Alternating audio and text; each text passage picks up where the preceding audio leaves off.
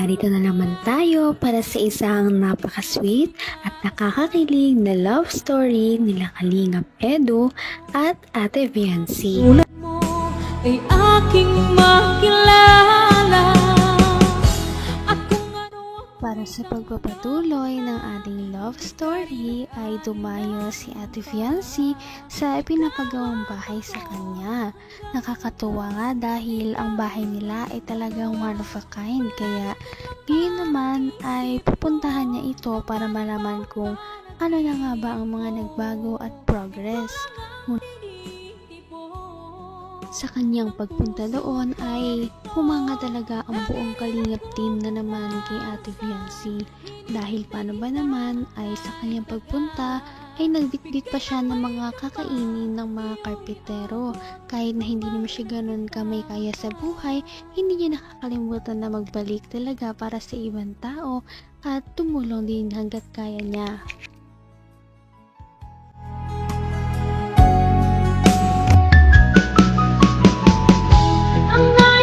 Yata ako doon ah. Nalaging kamay ko doon. Sinanda yung taas?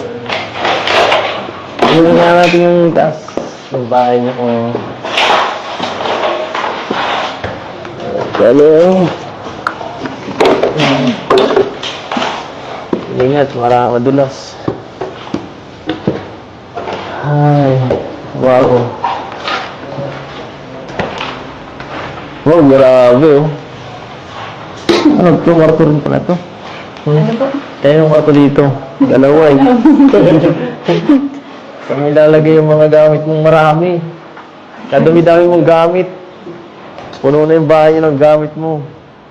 Ang bihira ka. Dapat malaki ang kwarto mo eh. Tapos dito, CR mo. Ha? Ang ganda. Mahal-mahal ka na sponsor mo eh. Ay, ito yata sa'yo kasi mas maganda dito. Bako. Ganda pag umaga po. Maganda dito. Gusto mo dito? Sigurado. Ano? Sobrang ano dito. Maliwalas ano? Ako, lapit mo na. Baka araw-araw na dito si Doc. Ay. Bongga. Bongga, mayaman ka na. Mayaman ka na. Nabutan mo na agad ako. Mayaman ka. Partida ka ba? Wala ka pang ginagawa. Papatuloy mo ba ako dito sa bahay niya? Siyempre. Ay, makikilive ako dito.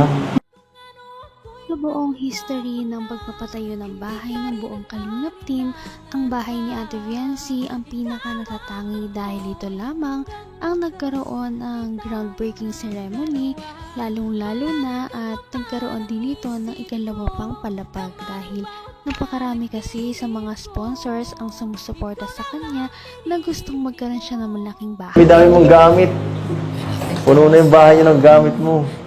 Ang bihira ka. Dapat malaki ang kwarto mo eh. Tapos dito, CR mo. Ha? Ang ganda. Mahal-mahal ka na sponsor mo eh. Ay, ito yata sa'yo kasi mas maganda dito. Bako. Ganda pag umaga po. Maganda dito. Gusto mo dito? Sigurado. Ano? Sobrang ano dito. Maliwalas ano? Ako, lapit mo na. Baka araw-araw na dito si Doc. Ay. Bongga. Bongga, mayaman ka na. Mayaman ka na. Nabutan mo na agad ako. Mayaman ka. Partida ka pa. Wala ka pang ginagawa. Papatuloy mo ba ako dito sa bahay niyo? Siyempre. Ay, makikilive ako dito. Paggabi. Araw-araw po. Makikilib ako paggabi. Ay, dito muna ako. Bakit gabi? Siyempre, gabi ako na live.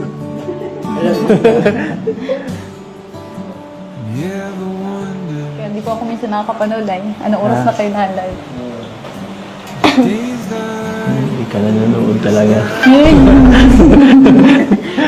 Hindi. Ay. Ano? Ano masabi mo? Thank you. Masaya ka na? Thank you sa mga nag-sponsor din po kay Kuya Rab, siyempre. Kay Kuya Van. Siyempre, Masaya. site po kasi. Kahit saan talaga magpunta ang EDC Love Team, talagang pinapakilig nila ang mga tao sa kanilang paligid. At hindi nila ito naiiwasan dahil nga napakalakas din talaga ng kanilang chemistry. Nakakatuwa dahil ngayon lamang sila nagsamang dalawa na maglibot sa pinapagawang bahay nila Ate Viancy. Ako. Kaya mo nga. Partida ka pa. Wala ka pang ginagawa. Papatuloy mo ba ako dito sa bahay niyo? Siyempre. Ay, makikilive ako dito. Paggabi. Araw-araw po. Makikilive ako paggabi. Ay, dito muna ako. Bakit gabi? Siyempre, gabi ako na live.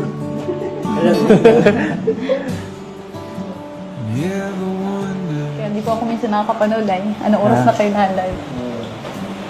Hindi ka nanonood talaga. Hindi. Ay. Ano? Ano masabi mo? Thank you. Masaya ka na? Thank you sa mga nag-sponsor din po kay Kuya Rab, siyempre. Kay Kuya Van. Siyempre, Masaya. site po kasi. Masaya ka na?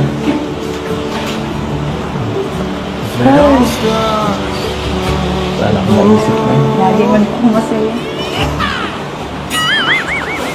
Masaya ka?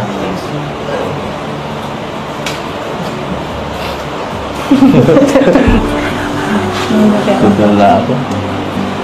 Cute mo.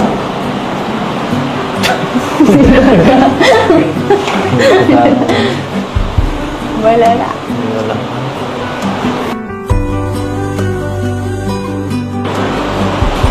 Ay. Baka ma-miss mo yung ano. Baka ma-miss mo yung dagat. Baka ma-miss mo sumayaw sa dagat niya, no?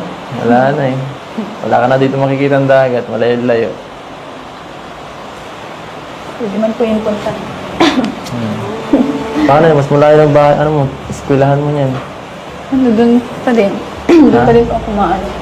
Nga ano? Pwede pa doon ako Nakakakilig talaga ang love team na ito. Hindi na lamang si Kalingap Edo ang gumagawa ng paraan para magpakilig sa mga viewers, ganon na rin si Ate Viancy. Siguro nga ay hindi na lang ito dahil lamang sa love team na mayroon sila, ngunit dahil talagang na-enjoy nila ang isa't isa kahit na wala mang camera o meron. Abot kamay na kita. Dito, masarap dito magpaulan, no? Sa harap.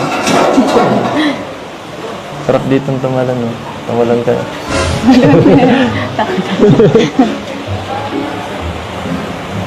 sobrang layo na po sila ate.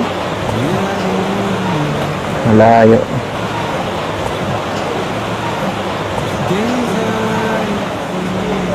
Lumapit siya, eh.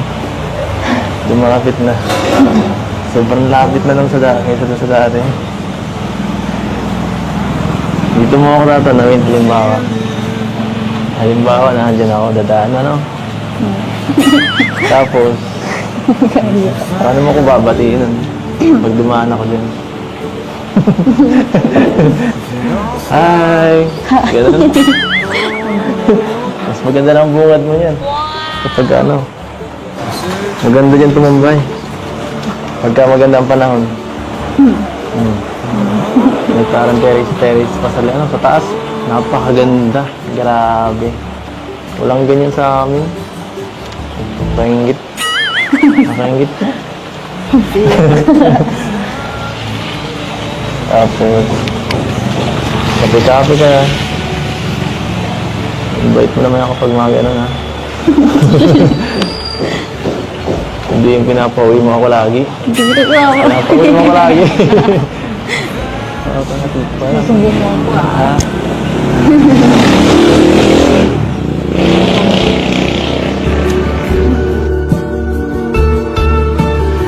And hope we know when it's better Hindi ko pa talaga akalain na magkakawato ng ganito kalaking bahay. No?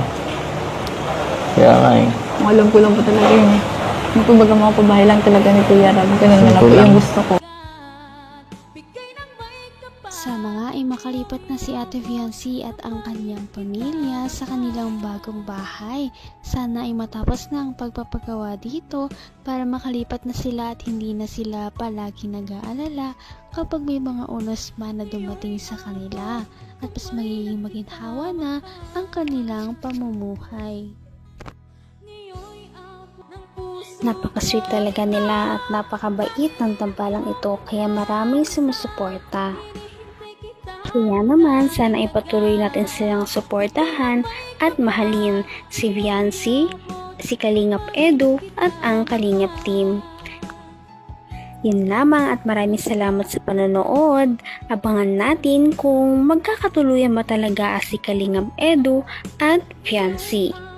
Hanggang sa muli. Bye! Ngayon'y abot